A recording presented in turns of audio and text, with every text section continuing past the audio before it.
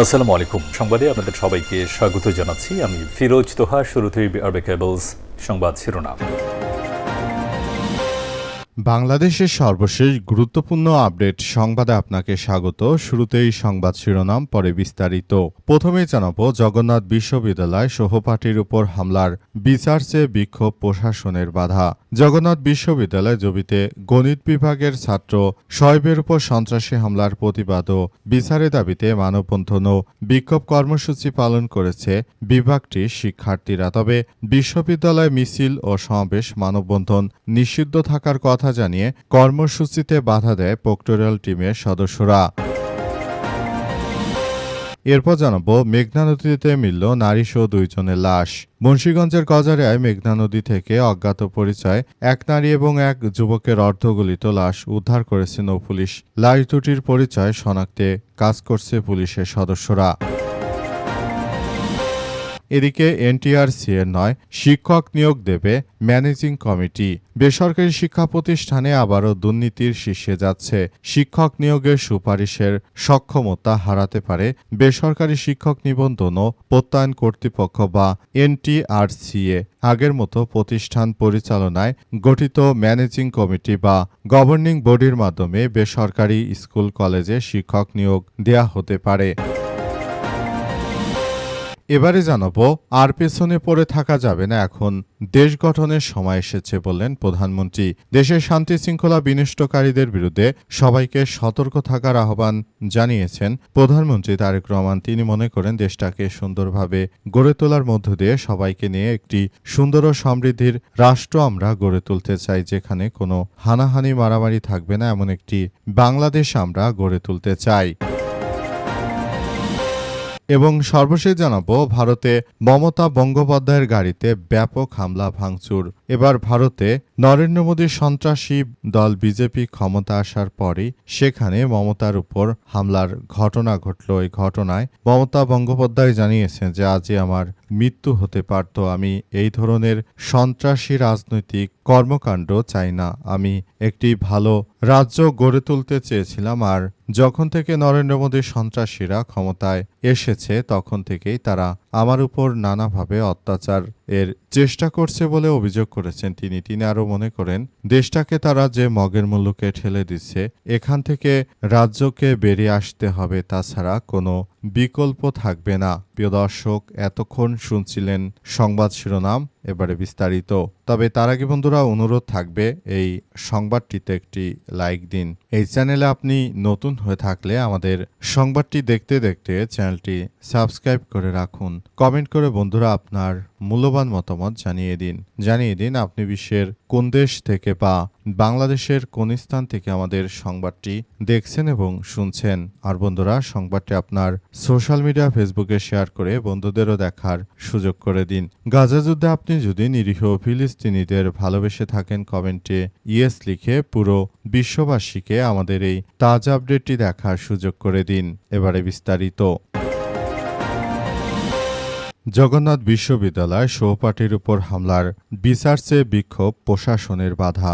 জগন্নাথ বিশ্ববিদ্যালয় জবি গণিত বিভাগের ছাত্র শোয়েবের উপর বিএনপি সন্ত্রাসীদের হামলার বিচারের দাবিতে মানববন্ধন ও বিক্ষোভ কর্মসূচি পালন করেছে তাদের সহপাঠীরা। এই ঘটনায় বিশ্ববিদ্যালয় প্রক্টরিয়াল বডির কমিটির সদস্যরা সাধারণ শিক্ষার্থীদের বাধা দিয়েছে। মূলত বর্তমান সময়ে দেখা যাচ্ছে বিএনপি সন্ত্রাসীরা তারা দেশজুড়ে এক বিশৃঙ্খল পরিস্থিতির সৃষ্টি করার চেষ্টা করছে। তাদের বিরুদ্ধে সবাইকে আরও বেশি সজাগ থাকার জন্য উদাত্ত আহ্বান জানিয়েছে সাধারণ শিক্ষার্থীরা। তারা বলাবলি করতে শুরু করেছে যে কোনো মূল্যে বিএনপির এই আওয়ামী লীগের মতো যে ধরনের সন্ত্রাসী কার্যক্রম তারা শুরু করেছে সেটা কোনোভাবে আসলে গ্রহণযোগ্য হতে পারে না। যদি দেশটাকে আপনারা ভালো অবস্থানে নিতে না পারেন, তাহলে এদেশে আপনাদের আর দায়িত্ব পালন করার কোনো যোগ্যতা থাকবে না। আপনারা যদি মনে করেন এই ধরনের ঘটনাগুলো ঘটিয়ে আপনারা একটি ত্রাসের রাজত্ব কায়েম করবেন, যেটা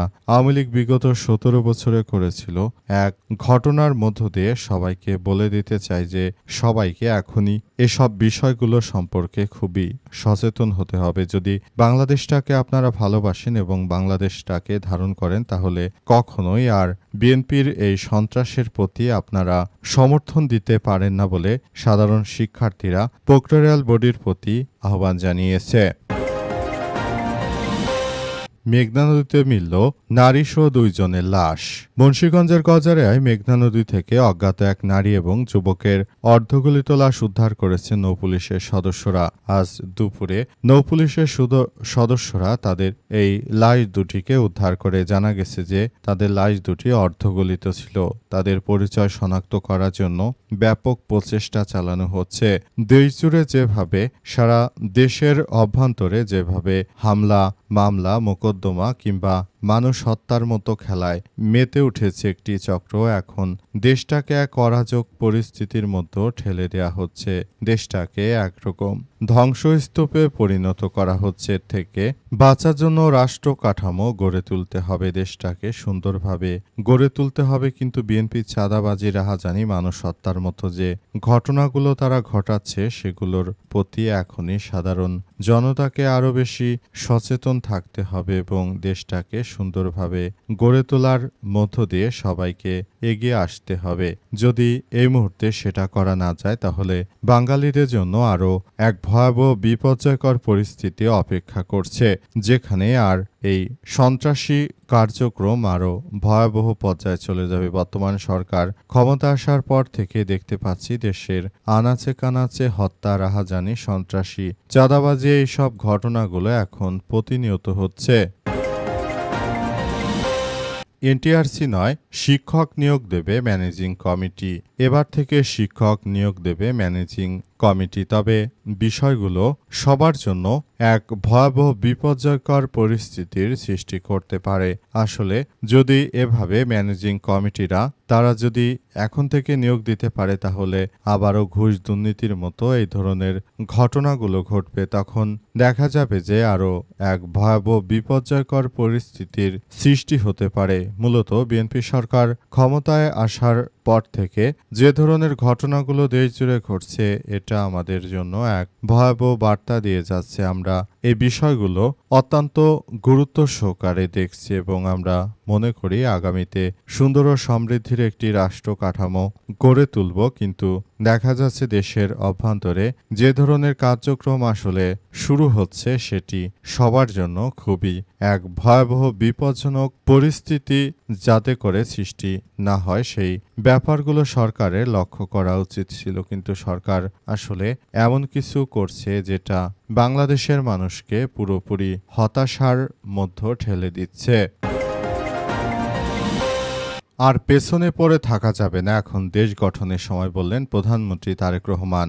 বিএনপির প্রধানমন্ত্রী তারেক রহমান জানিয়েছেন যে আর পিছে দাঁড়ানোর সময় নেই, এখন থেকে সবাইকে এগিয়ে আসতে হবে। তিনি মনে করেন দেশটাকে সুন্দরভাবে গড়ে তোলার মধ্য দিয়ে এগিয়ে নিতে হবে। আজ চট্টগ্রামের ফটিকছড়িতে এক সমাবেশে বিএনপির প্রধানমন্ত্রী তারেক রহমান এমন কথা বলেছেন। তিনি আরও জানিয়েছেন যে আমরা দেশটাকে সুন্দরভাবে গড়ে তুলতে বদ্ধপরিকর, সেজন্য আমরা বাংলাদেশটাকে একটি অনন্য উচ্চতায় নিয়ে যাচ্ছি।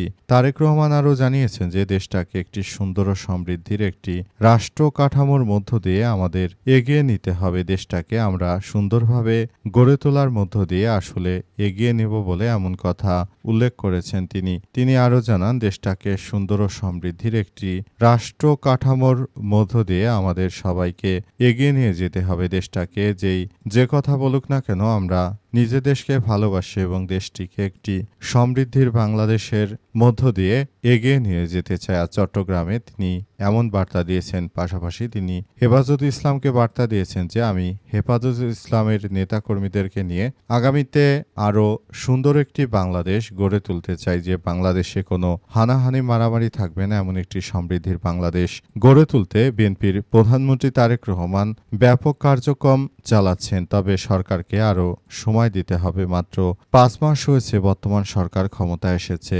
এখনই সরকারের বিরুদ্ধে এই ধরনের পদক্ষেপ আসলে গ্রহণযোগ্য হতে পারে না।